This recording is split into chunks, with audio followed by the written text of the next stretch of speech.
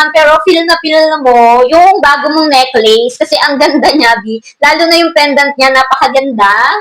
Water drop design po ito or teardrop design. Very minimalist lang po yung design niya pero napaka-eleganting tingnan. Ang ganda nito kung nakadress ka. Napaka-simple lang niyan pero elegante, guys. Napaka-affordable lang po nito. 79 pesos nga lang po ito. Pero minsan kasi nagbabago po yung price. Pwedeng maging mas mababa or pwede rin pong maging mas mataas. Non-tarnish din po itong necklace na to. Kuha po ito sa stainless steel. Kaya naman po, hindi po ito mag-aamoy kalawang kung pawisin ka nga po lagi. Kasi nga po, hypoallergenic na rin po ito. Tingnan nyo, para siyang kumikinang-kinang, di ba? Para siyang tunay na gold, pero gold-plated lang po ito. O, di ba? Ang ganda niya.